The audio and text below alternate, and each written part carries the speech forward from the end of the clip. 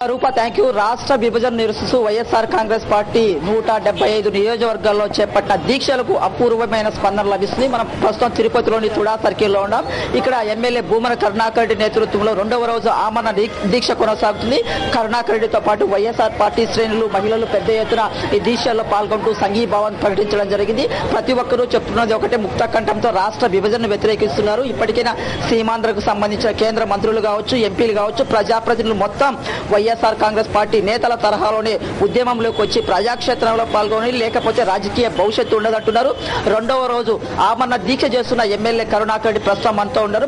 మరికొన్ని విషయాలు తెలుసుకునే ప్రయత్నం చేద్దాం. ఇవాళ చెప్పండి, ఏదైతే సీమాంధ్రలో ఇంత స్థాయిలో ఉద్యమాలు జరుగుతున్న వైఎస్ఆర్ కాంగ్రెస్ పార్టీ 175 నియోజకవర్గాల్లో ఆందోళన కార్యక్రమాలు, ఆమరణ దీక్షలు చేస్తున్న ఇవాళ ఉదయం ఏదైతే ఉందో మరికొద్దిసేపట్లో కేంద్ర కేబినెట్ సమావేశం కానున్న నేపథ్యంలో తెలంగాణ నోటు, రాష్ట్ర విభజనకు సంబంధించిన నోటు వస్తుందంటున్నారు.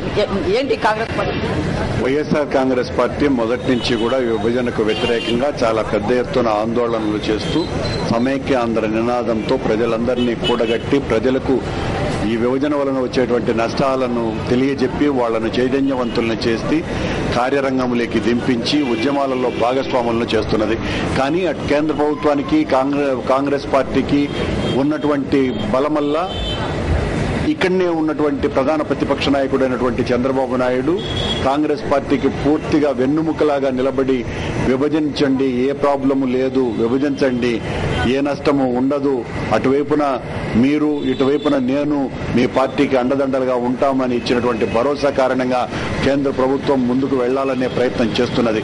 కానీ 6 కోట్ల మంది సీమాంధ్ర ప్రజలు జగన్మోహన్ రెడ్డి గారి నేతృత్వంలో పెద్ద ఎత్తున ఆందోళనలు చేసి విభజన ద్రోహుల యొక్క భరతం పట్టేటువంటి రోజు అతి దగ్గరలోనే ఉంది. విభజన ప్రకటన వాపసు తీసుకోవడానికి వాళ్ళు సంశయించినా, వెనుకంజ వేసినా, మేము వెనక్కి తీసుకోమని ప్రకటించినా ఇక్కడున్నటువంటి వాళ్ళెవ్వరూ కూడా వెనుకంజ వేసేటువంటి ప్రసక్తి లేనే లేదు. అంతకంటే పెద్ద ఎత్తున ఇక్కడ పోరాటాలు జరుగుతాయి. విభజన ద్రోహుల యొక్క ఆటలు సాగనివ్వం. ఇటు కేంద్ర మంత్రులు కానీ, రాష్ట్రంలో ఉన్నటువంటి కాంగ్రెస్ పార్టీకి సంబంధించినటువంటి మంత్రులు కానీ, సీమాంధ్రలో ఉన్నటువంటి తెలుగుదేశం పార్టీ ఎమ్మెల్యేలు, ఎంపీలు కానీ వీళ్ళందరూ కూడా ఈ విభజన పట్ల పూర్తిగా ప్రజలతో చెలగాటమాడుతున్నారు. ప్రజలను పావులుగా చేసుకుని చదరంగం ఆడుతున్నారు. వీళ్ళకెవ్వరికి కూడా చిత్తశుద్ధి లేదు.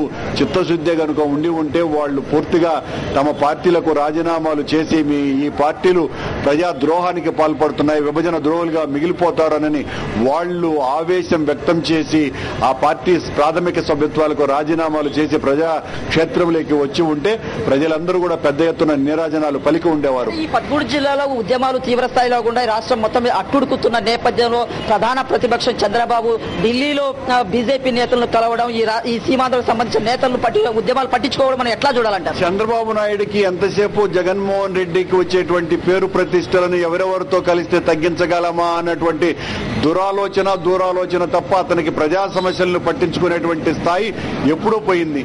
గత 3.5 సంవత్సరాలుగా జగన్మోహన్ రెడ్డి రోజు రోజుకు దినదిన ప్రవర్తమానమై ప్రచండ బాణుళ్లాగా వెలుగుతూ ఉంటే అతనేమో ప్రతి రోజుకు క్షీణించిపోతున్నటువంటి చంద్రుడిలాగా తగ్గిపోతూ భయపడుతూ ఆ జగన్మోహన్ రెడ్డిని ఏ రకంగా ఆ ప్రాబల్యాన్ని అడ్డుకోవాలనని చివరకు ఇంతకాలము వ్యతిరేకించినటువంటి మతతత్వ పార్టీలతో కలవటానికి కూడా నిస్సిగ్గుగా ముందుకు వచ్చి మేము కలవటానికి సిద్ధమనని జగన్మోహన్ రెడ్డి గారి వ్యతిరేకంగా కూటములు కట్టడానికి ఆయన సమయం అంతా సరిపోతుంది.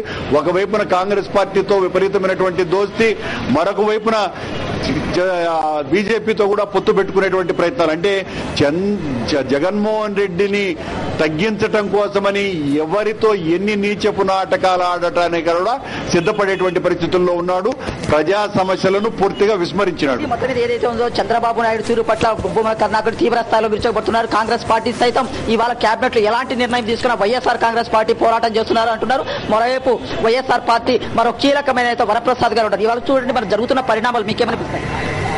చంద్రబాబు నాయుడు గారు కేవలం పదవి కొరకు పిచ్చి పెట్టినట్టున్నారు. అందుకని సమాఖ్యాంధ్ర గురించి కూడా ఆలోచించకుండా ఒక్క ఎమ్మెల్యే కూడా, ఒక్క ఎంపీ కూడా రిజైన్ చేయకోకుండా ఎక్కడైతే ఆయన ముఖ్యమంత్రి కావాలి